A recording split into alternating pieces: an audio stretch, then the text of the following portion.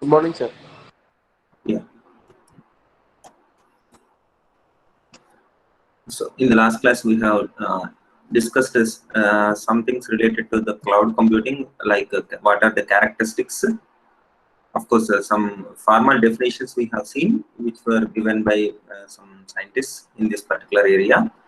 Next, these are the characteristics: pay-per-use, elastic capacity, self-service interface, and virtualized resources. These are the several characteristics of cloud computing.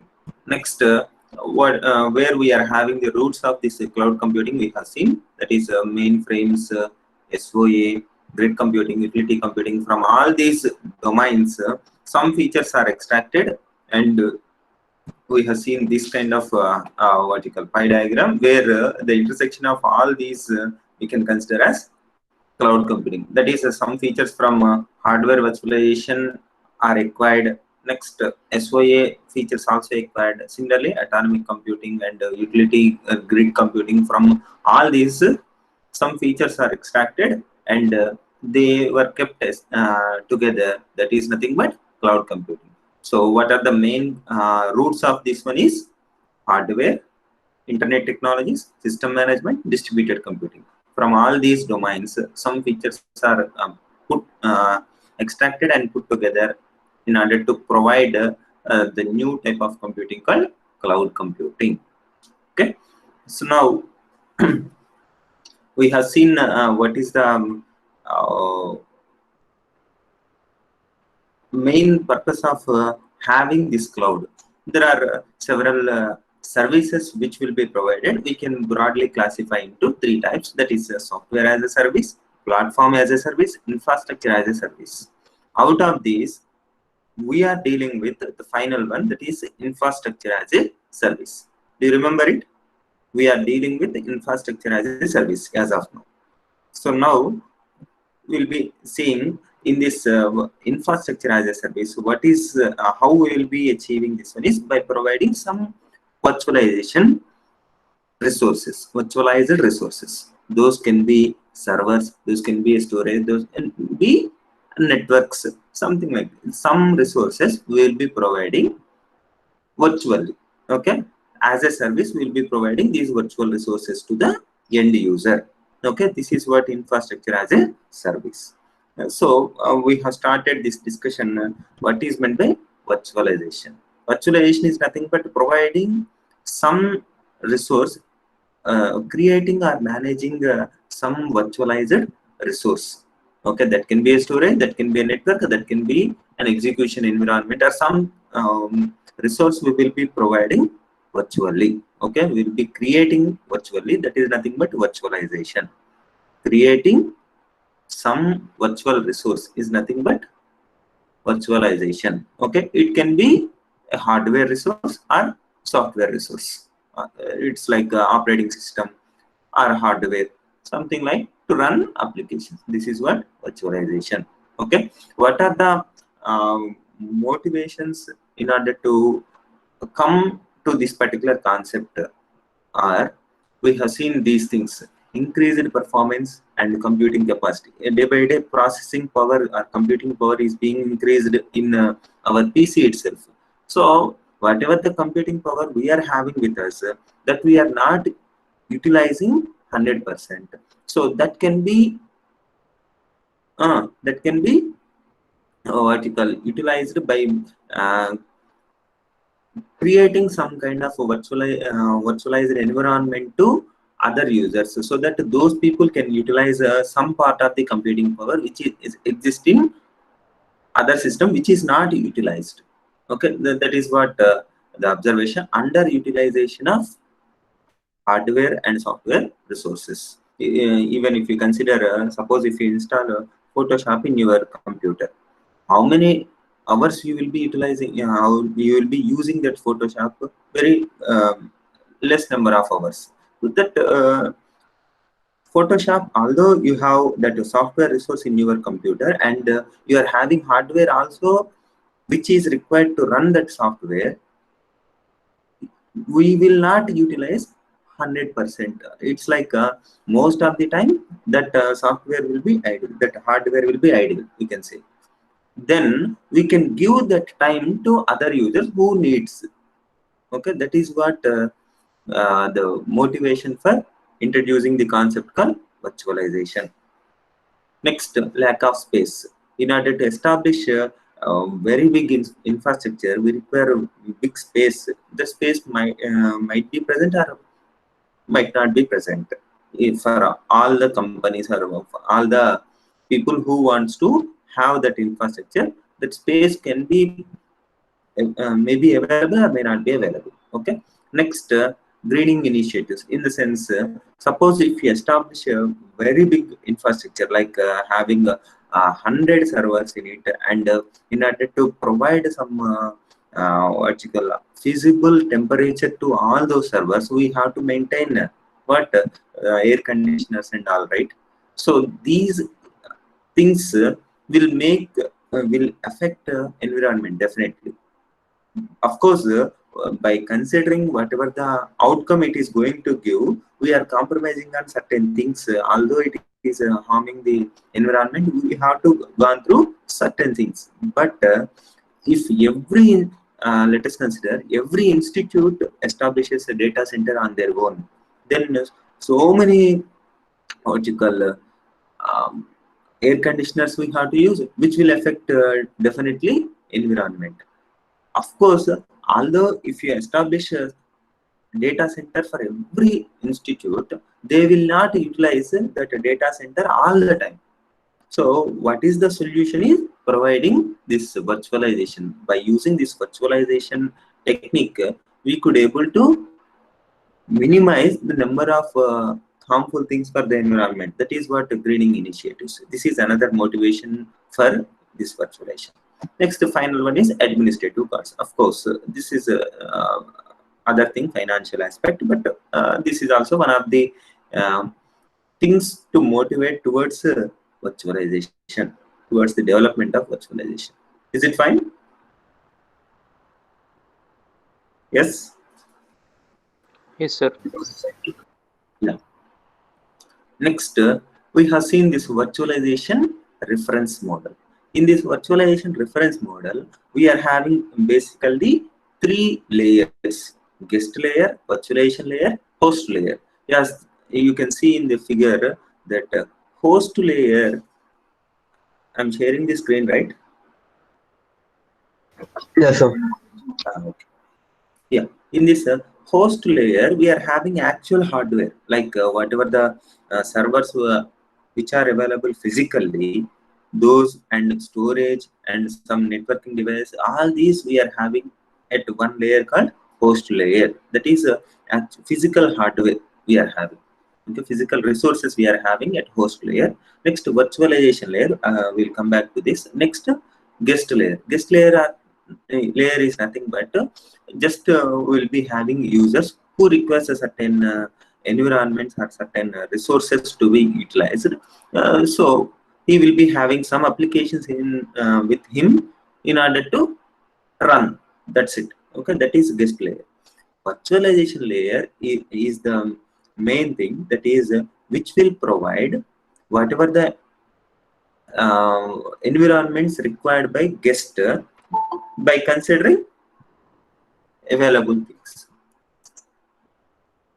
Yeah, here suppose one user requires some 2 GB RAM and some 20 GB hard disk and certain softwares. Okay, this entire virtualized environment will be created by this virtualization layer based upon these available resources. Okay, then that interface will be provided to guest, so that he can feel that I am having my own RAM and hard disk and other softwares exclusively for me. Like that, such kind of illusion we will be providing for guest through this virtualization layer.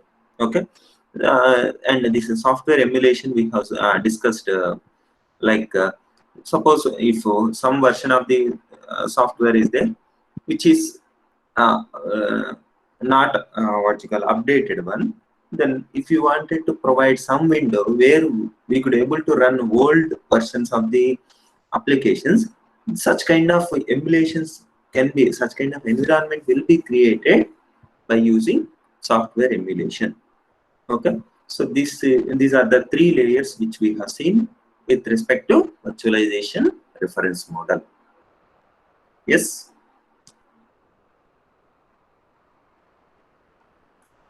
Right. Yes, sir. Yeah.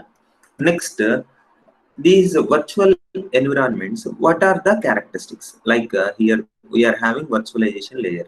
Whatever the software, in general, virtualization layer will consist of some software. Okay, it is nothing but a software.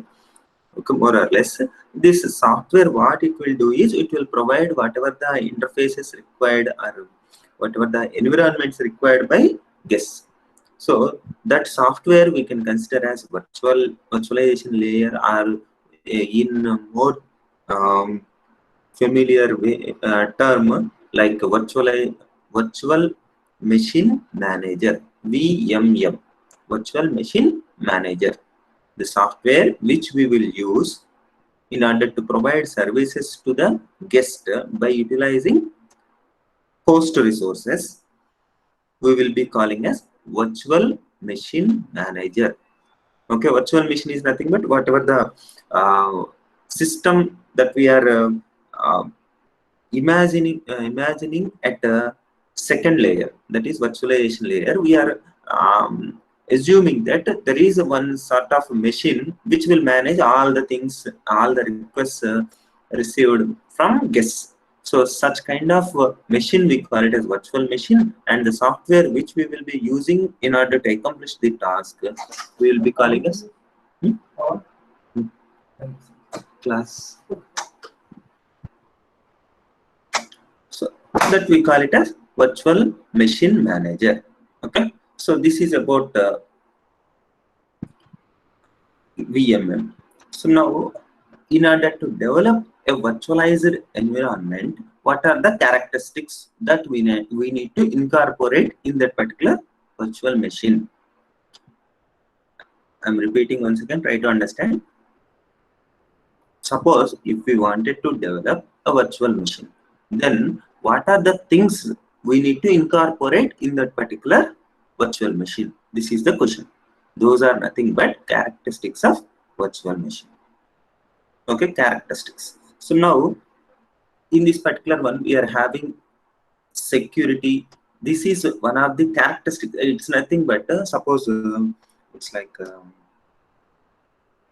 suppose you wanted to develop a computer. Okay, one computer. Okay, there are no more no specifications exist for it, but there are some characteristics which we expect from computer. It's like there should be a display device, some output device we should have, some input, we should able to give some input, and some processing power, some storage power, some connectivity. These are the requirements out of this particular computer. Similar way, virtual machine, whatever the virtual machine we will be developing, okay, that virtual machine should have some characteristics. Okay, those characteristics are nothing but here increased security. That means although we are having several things like here you see, although we are incorporating several user requests from guest layer, okay, to these host, we should be in a position to monitor whatever the tasks which are requested by the guest. It's like a simple analogy I can say, like I will write an application which will run on which will require some storage. Okay, so virtualization layer, what it will do, it will create that interface virtually. Okay, and it will give access to the physical storage. Okay, I'll be writing one application. Try to understand this example. One application we are having, that application what it will do is it requires some storage. Okay, on that particular storage it will operate, it will perform some operations. That's fine. So virtualization layer will take that request and create that virtual storage and will give it to guest. It's fine. But what will happen here is, suppose guest deleted whatever the storage given or corrupted whatever the storage given by the virtualization layer. Then it is not encourageable at the host level. Understand? Whatever the virtual storage given to the guest, he has corrupted it or he has stored some malicious code, and which will further damage entire storage. These are some implications of the virtualization article using this virtualization. Then what will happen, what should be the requirement is whatever the task which is requested, whatever the required thing requested by guest that has to be monitored by virtualization layer, then only he has to give that permission to access physical storage. Try to understand.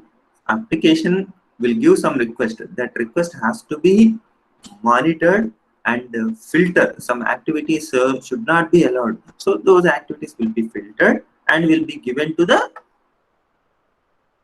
host. Okay, he can what you call that virtualization layer will forward that request to physical storage. So this kind of thing should be incorporated in every virtual machine. Try to understand my point. Security is one characteristic of virtual machine. How security, in the sense whatever the request given by the guest or user, those requests have to be controlled and filtered in order to avoid damage of physical resources. This is a straight point. Got it?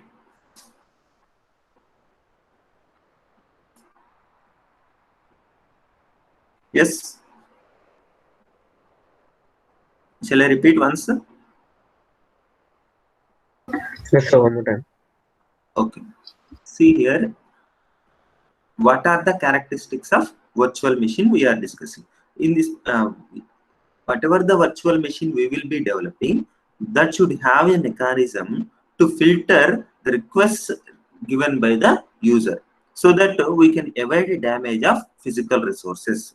If you directly transfer these requests to the host or the physical resources, then this code can have some malicious things which will damage entire physical resources, isn't it? That's why we need to have what you call a facility at a virtual machine, so that it could able to filter the activities which are being performed by guest.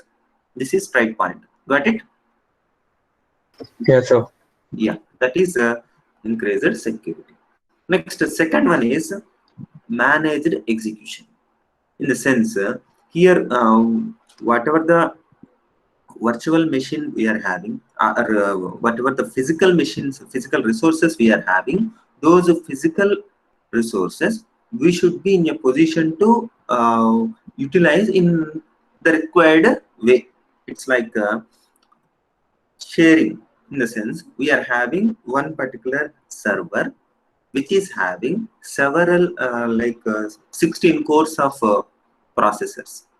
16 core processor, in the sense we discussed this 2 times. Dual core means what? Dual core means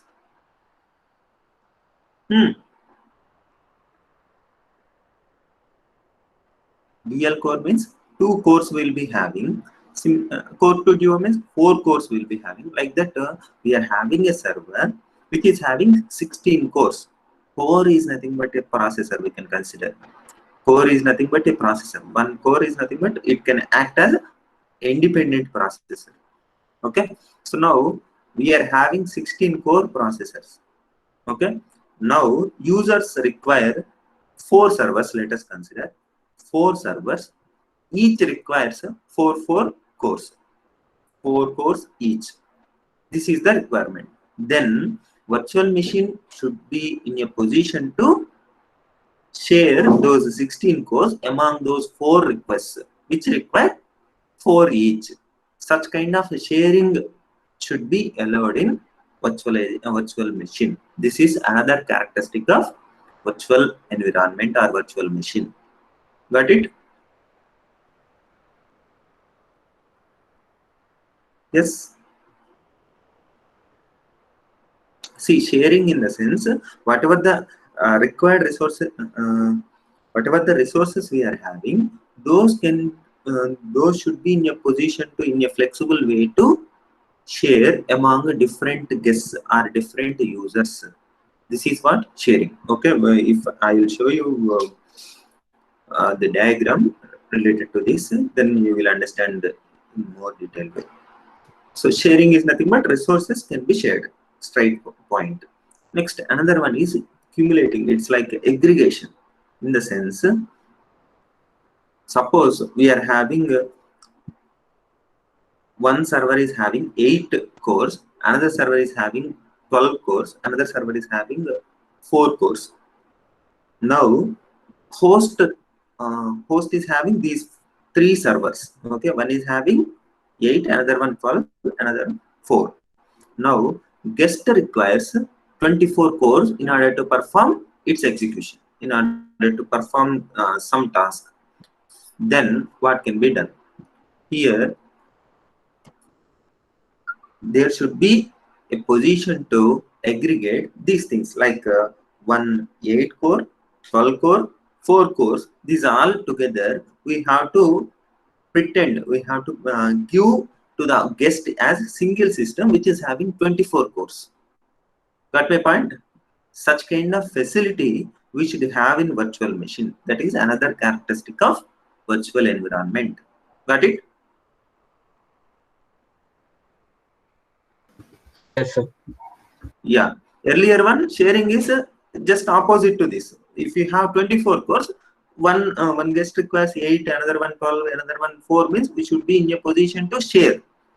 This aggregation is in other way, like we are having 8, 12, 4.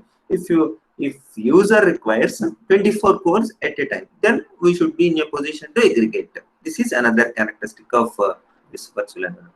Next, emulation. Emulation, in the sense, we have discussed this term. Emulation is nothing but whatever the required hardware for the host, we should be in a position to create such kind of environment. That is emulation. It's like we can say this MS-DOS we have discussed in the previous class, right?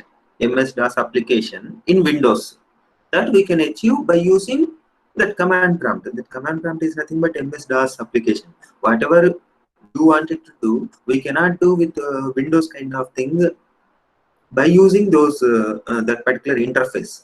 In that interface, we have to use only commands. That is emulation. Such kind of environment we should be in a position to give to the user or the guest. That is emulation. Okay, it's like this is another characteristic of virtual machine. Next, isolation.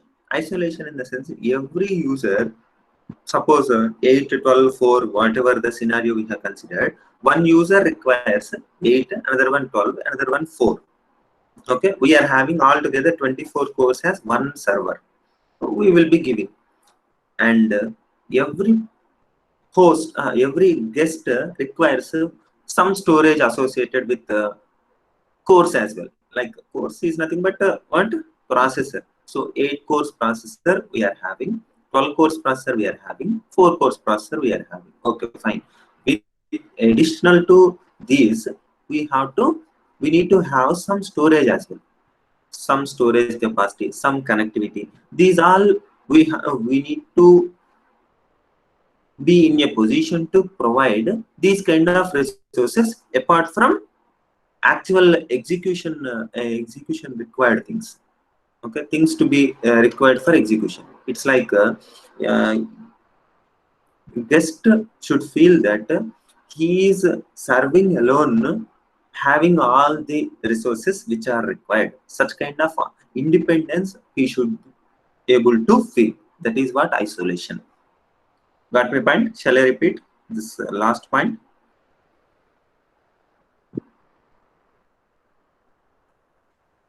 Yes. Yes, please respond now. Isolation. Isolation is nothing but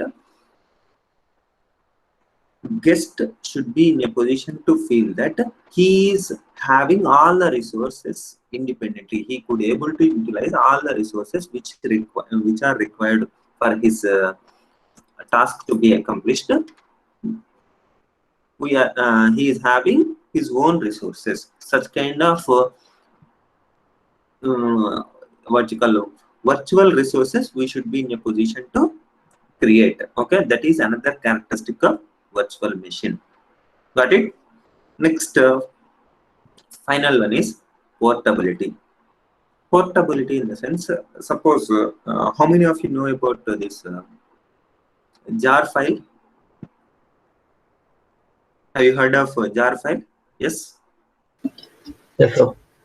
Yeah. What is it? Jar file means? It's like a Java executable file. Yes. Java. Executable, I think it is. Yeah. Executable file. Yeah. Executable file. That is Java archive file.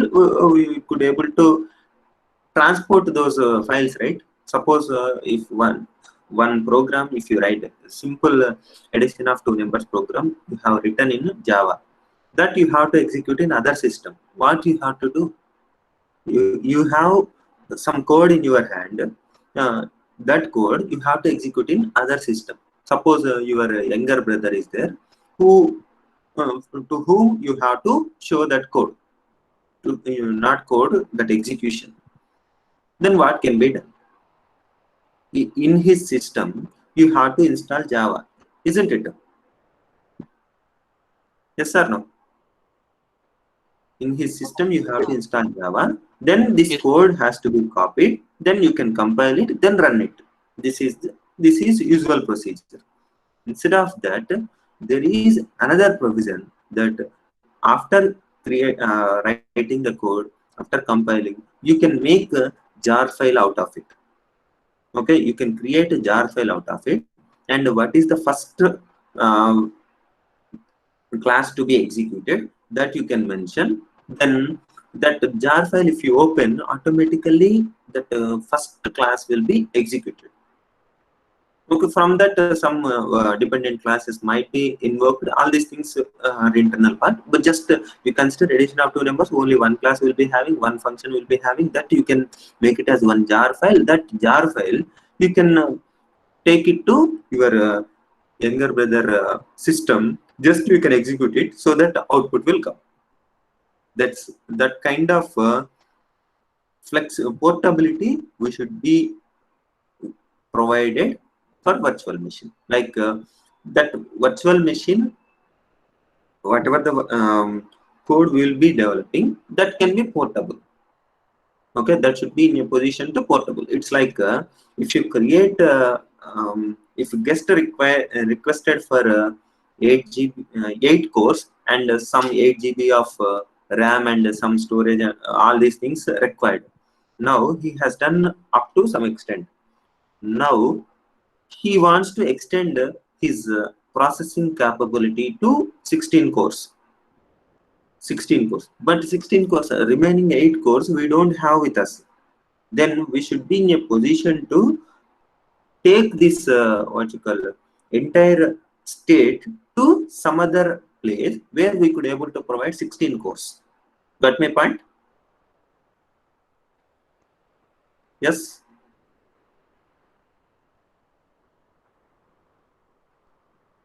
Shall I repeat, man? Yes, sir. See, we are having guest who requested 8 cores and 20 GB of RAM and 20 GB of hard disk. Okay, so with virtual machine we have provided such kind of environment. 8 cores we are having, 20 GB storage. Now guest wants to extend his computing power to 20 cores, but 20 cores are not available at current state, at current host. Now virtual machine should be in a position to take this present state and transport to some other host where it could be able to accommodate. Understand? That portability that portability virtual machine should be in a position to provide. Got it? That is portability. Got my point?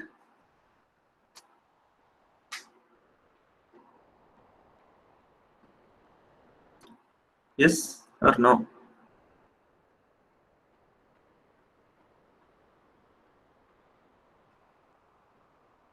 Yeah, please respond. A simple example, this jar file, if you don't have such kind of portability available for Java, it's like Java virtual machine, JVM, you know, right?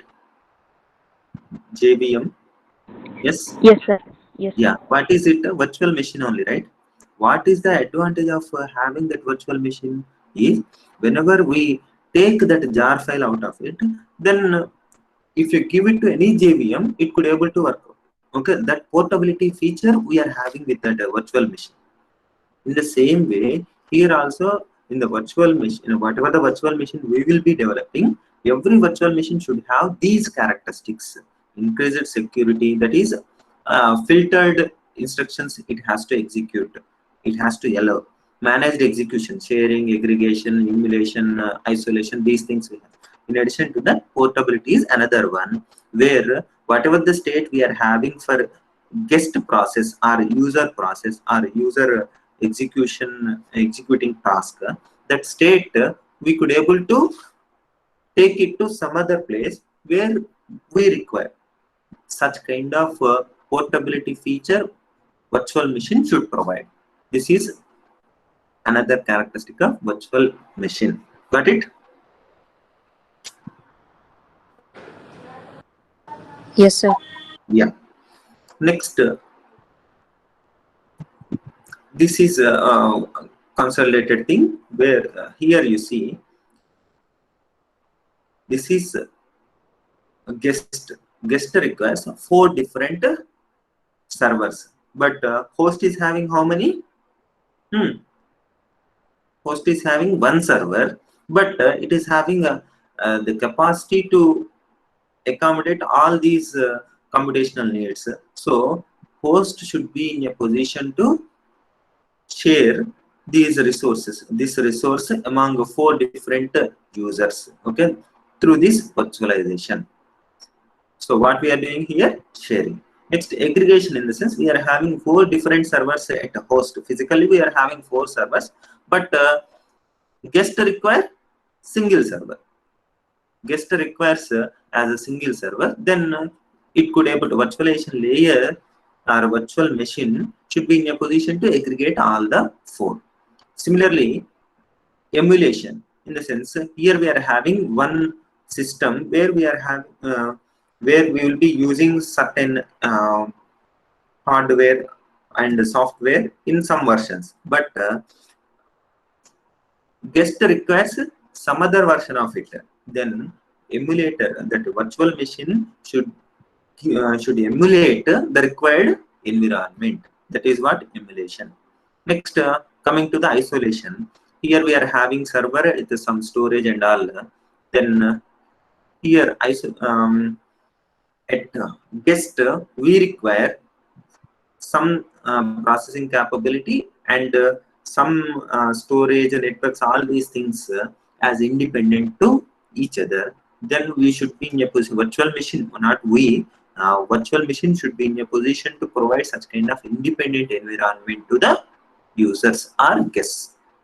Okay, these all things are based on this particular guest virtualization layer, host layer. If you have this one in mind, then you can understand many things. Like what virtualization layer will provide is whatever the request made by guests or users. Okay, guests or users. So based upon the availability, it could able to provide. By of course, logically we have divided as guest, virtualization layer, host layer. Physically, what are all these things? Are nothing but host layer contains physical resources. Virtualization layer contains some software which could able to accommodate all the requests made by guest. This is what virtualization reference model. Based upon this only, we are having these characteristics which need to be incorporated in the virtual machine. Fine. Yes. Yes, sir. Yeah. Next, how we can divide this virtualization techniques. There are three different virtualization techniques: execution environment, storage, networks. Like user or guest may require some execution environment. Some execution environment in the sense some processing capability, RAM, all these things, or software. These kind of things required in order to get execution environment. Another one is just guest requires some storage, or guest requires some networks, some virtual networks. In all these things, execution environment make a more intuitive model for virtualization. It's like entire infrastructure we cannot build on our own all the time. Then we will be depending upon the data centers where we could able to get that such kind of execution environments. Okay, this is old concept actually. Execution environment, it's like initial days of virtualization we are having execution environment. Okay, so a lot of work has been done on execution environment, and most of the times we will be requiring execution environment only rather than storage and networks. So we will be concentrating on execution environments rather than storage and networks. Got it? There are three different execution virtualization techniques: execution environment, storage, networks. But out of these, we will be concentrating on execution environment. Why? Because it is introduced initially, and most of the times we require the same virtualization. That is execution environment only. Users will be requesting. Okay. So now coming to execution environment virtualization. There are two types of techniques called process level techniques. Another one is system level techniques. Process level techniques in the sense, whatever the virtualization layer, here we are discussing everything with respect to virtualization, that you remember. What is the root of virtualization? What is the root of virtualization? Infrastructure as a service. Okay, from there we have gone to virtualization. From virtualization again we are having these three. From these three we are taking one, that is execution environment virtualization. In this particular one, there are two types of two ways to provide execution environment for virtually. Okay, one is process level techniques, another one is system level techniques. The name itself indicating process level technique.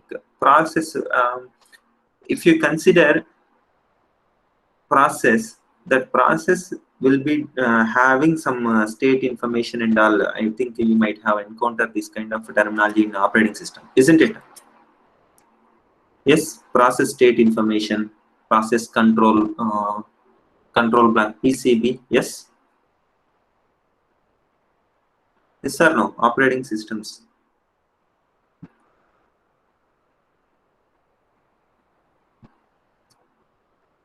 If you don't have idea, you please respond. If you have idea, you please respond. Process control block, PCB, process state information, these kind of process states. These are things we have encountered in operating systems. Of course, we are not dealing directly those all concepts now. Just if you have understanding, then I will link. Otherwise, I will tell independently. Yeah. Do you have idea or not? Please respond.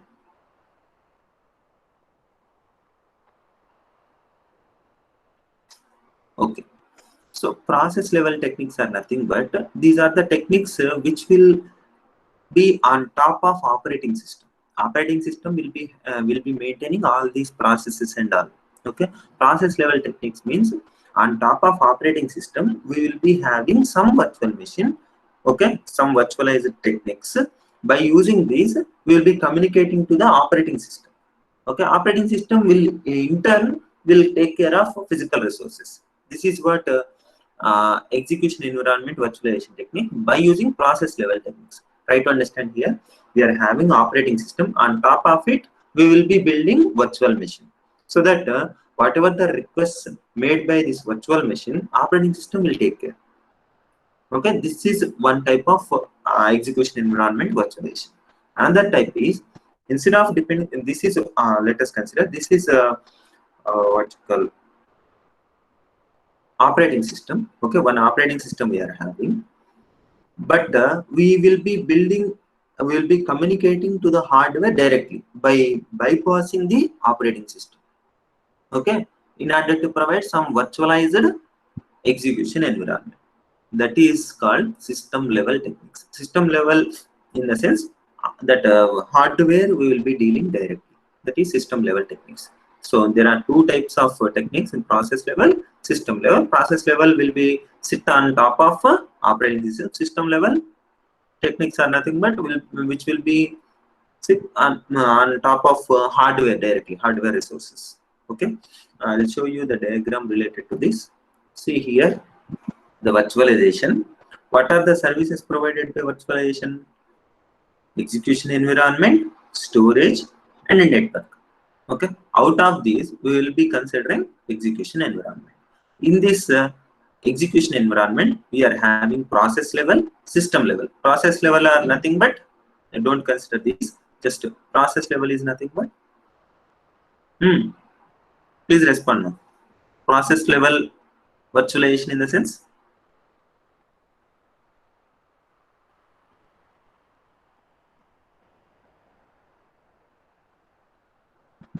on top of operating system, we will be writing the virtual machine code.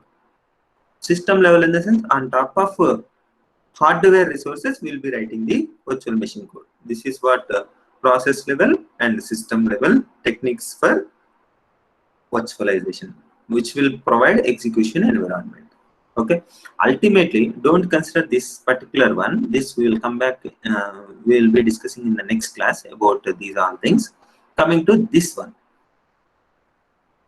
by providing virtualization, okay, for execution environments, we are having two different techniques. It's fine. Okay, ultimately, what we will be providing to the end user,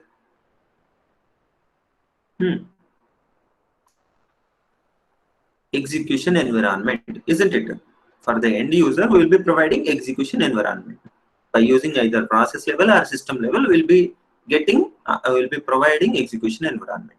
Now, how these execution environments can be presented to the end user or the guest is through application, through programming language, through operating system, through hardware. These all are different models in order to provide this execution environment to the end user. Okay, final product will be in this form. Try to understand, execution environment is the goal. Okay, final product will be in this form. Okay, internally we can take any of these two strategies, either process level or system level. Okay, these techniques we will be discussing in the next class. Got it? Yes. Yes, sir. Yes, sir. Yeah. Now here, if you all of you know about one thing called OSI reference model. Yes. Yes, sir. Yes, sir. Yeah, OSI reference model. Another reference model. Another TCP/IP, sir. TCP/IP. Yeah, yeah, TCP/IP. So in this, in those models, you consider OSI reference model. How many layers will be having? 7. 7 layers, like physical layer, data link layer, network layer, transport layer, Application layer, session layer, presentation layer. session layer, presentation layer, application layer. So these all are the 7 layers we are having. So suppose if you establish a network, can we able to see all these 7 layers? Yes. Yes. Is anyone have you seen all the 7 layers? Have you seen any time? If you establish any network, you have connected to the internet, right? So now also you are utilizing that OSI reference model. So those layers will be there. Have you seen those layers?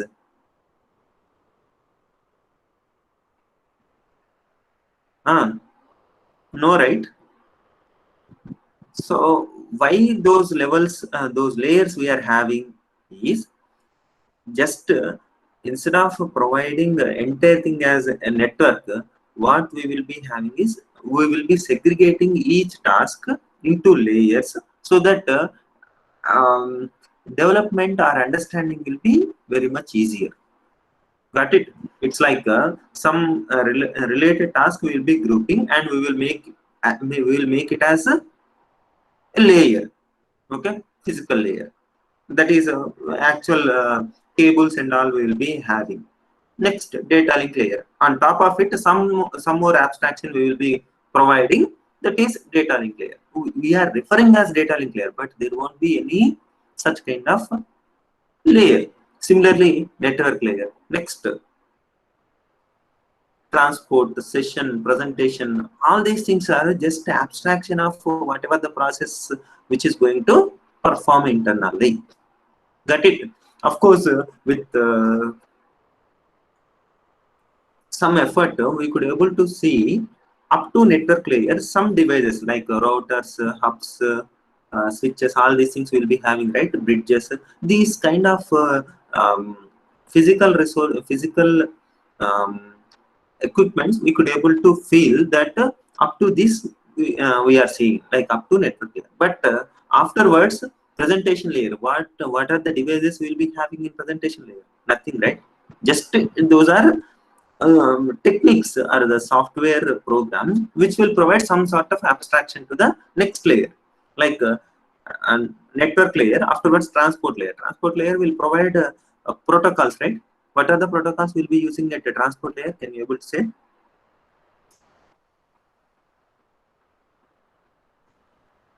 At network layer, just some protocols, please tell. HTTP. Yes. HTTP. Yeah, HTTP will be using at application layer. At last layer, will be using HTTP. Okay. Under that, so many protocols will be having. Okay, TCP, UDP. Have you heard of these? TCP protocol, UDP protocol? Yeah, yes, sir. Yeah, these we will be using at the transport layer. Next, this IP protocol at a network layer, isn't it? So those all are softwares, right? Protocols are nothing but some software programs. So in order to provide some abstraction to the next layer, those protocols we will be using. Okay, instead of considering entire thing as a single program, we are dividing each module as a different thing, and we are considering those as layers. That's it. Similarly, here also in virtualization, also in order to provide machine in order to provide this execution environment virtualization, we are having some reference model where we are having several layers. That is applications, libraries, then operating system, hardware. These are the layers. Now, how these will be communicated, like operating system to hardware? We are having ISA called, this is instruction set architecture. Hardware is nothing but a chip. Let us consider chips or processors. Those processors we will be utilizing by giving some instructions. Which instructions have to be given? That is given with this ISA, that is instruction set architecture. Have you come across something called microprocessors? Yes, microprocessors. Yes or no? Yes, please respond. No? Microprocessors, whether you know it or not.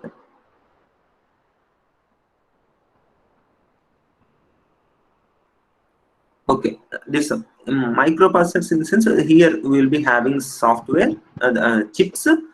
By using some instructions, we should be in a position to communicate or utilize that chip.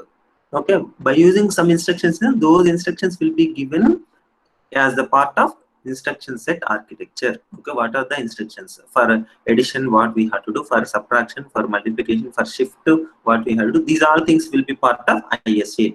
Okay, this is one abstraction. Next, on top of it, we are having ABI, that is application binary interface, I think. Yeah, application binary interface. This will be in between libraries and this operating system.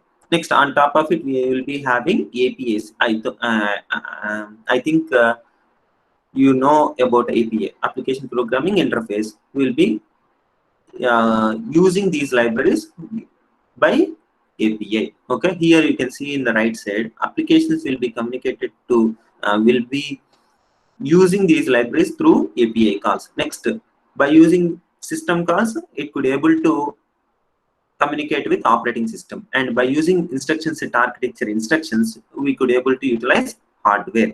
But some instructions will be provided to the user, which can be used by the user directly to communicate with hardware. Some instructions, not all. These are nothing but user instruction set architecture. Okay, user ISA. These are system ISA actually. System ISA in the sense operating system will use these instructions, but these instructions can be utilized by users as well. Okay, this is about reference model, just to figure out what will be there in virtual machine. Got it? This is a machine reference model.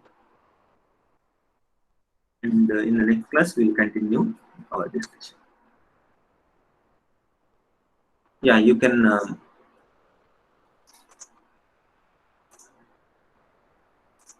send your roll number.